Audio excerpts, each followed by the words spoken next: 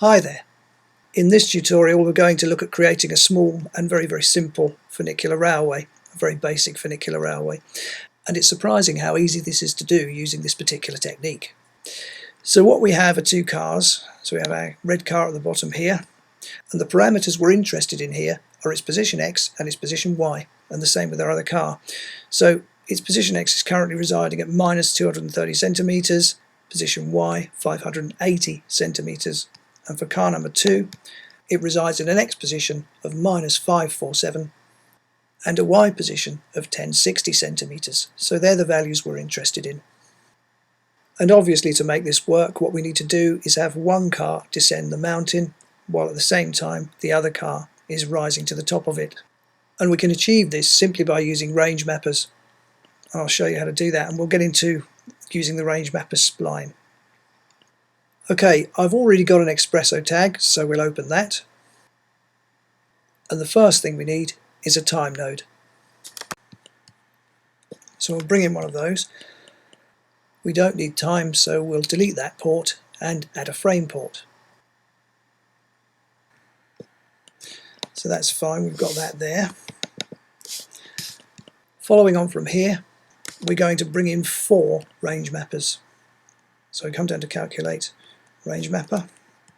I'm going to copy that 4 times or 3 times, so they've got my 4. Now, in our timeline, I'll just move over here.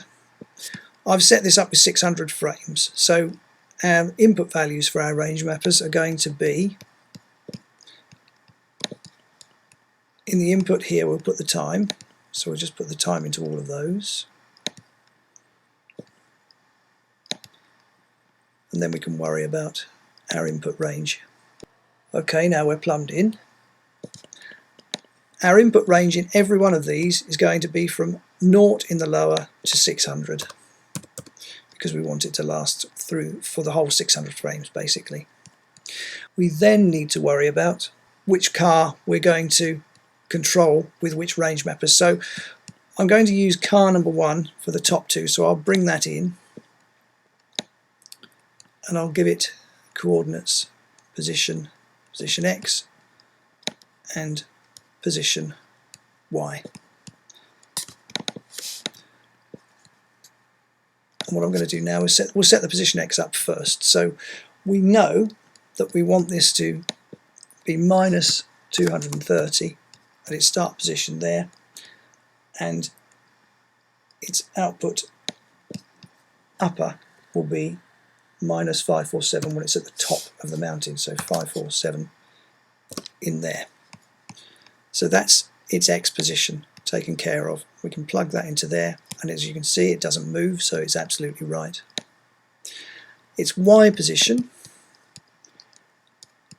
it starts at 580, so we'll place 580 in the lower output, in the output lower there, and it finishes at 1060, so we'll put that in the output upper.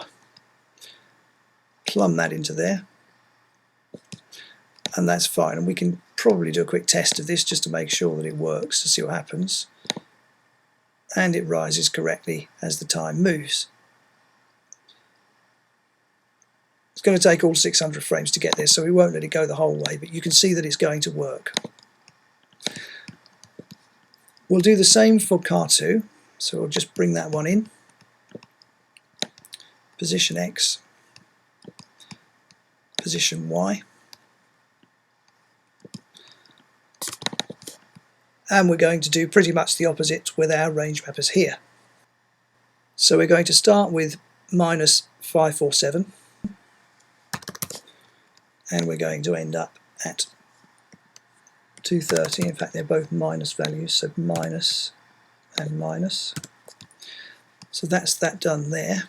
We can plug that in there to be sure that it works, and it does, because the car stays in the same place. And once again we can start here with 1060 and 580. Plug that one in there, and now let's do a quick test just to make sure that we're doing things correctly. And you can see it's going to work with both cars now.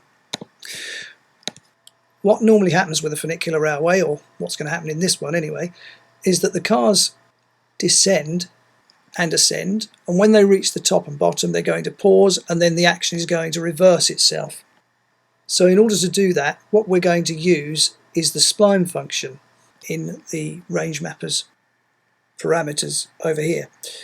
So we've got the spline grid here. What I'll do, I'll just open the extra parameters, bring this down. First thing we need to do is go into here, and we want to add, by holding our command key down, our first point, and we need that to be at point X and Y both at 0. We'll add another one, and this one wants to be at 1 in the Y and 0.25 at point X. So that's our ascension. This is what we'll do here. We're ascending if or we would be at least if this was attached to part. It's actually going to come down because we're working with the fourth one here, which is the Y position of car 2. So in actual fact this is going to bring car 2 downwards. So that's okay. We can easily go back to doing the others afterwards, but we'll do this one. So what we have to do is add another point over here. This one wants to be at 0.5 in the X, so halfway through our simulation there. And again, we want this at 1. Finally, we'll add one more point, bring this down to 0 here, and make it 0.75. We also need to do a little bit of work with tangents here. So let's just check these. So what we want in here is minus 0.1. In here we want 0 in that one there. Or rather, no we don't, I beg your pardon, we want 0 at tangent left. No, in actual fact we don't. What we want here is 0.1 and 0.1. That's fine, so they're equal length. Same thing here. And that's done that one for us, and this one will want to be 0.1. And now everything is even now, so we'll get a nice even flow. So what's going to happen is that we're going to travel, we're going to pause, travel, pause. So as we have 600 frames, we'll travel for 150 frames because obviously this is quarters. So we'll travel for 150 frames, rest for 150 frames, travel and rest for 150 frames again, and then the process will repeat itself because the timeline will loop round and we'll be back at the beginning of the spline. So that's what's going to happen. Now that's purely for the y-axis of car 2. What I'll do, I'll pause the video and sort out the others. Okay, so what I've actually done, I've discovered something interesting actually, which I've never tried before. What I did, came into the spline here, held down my control key, I'm using a Mac, so I held down my control key, found I could copy the spline, go into another one of these, same thing again, and paste it. So that's quite a useful thing to be able to do. So as I say, I'd never tried that before, but I thought I'd give it a go, and sure enough it worked. So that's worth remembering. Speeds things up a bit for you, because the fact of the matter is here that every single spline is exactly the same, so that we get the same action. And that basically is the tutorial complete. What we'll do, we'll just have a quick go at it and we'll see what happens. So now if we play, our cars accelerate nicely and do the job, and then they pause, and then they start going again, doing the opposite motion. Pause once again, and the process repeats itself. And that is how you create a very basic and very simple funicular railway, just by using a few range mappers. So I hope you've enjoyed this tutorial, and I'll see you on the next one.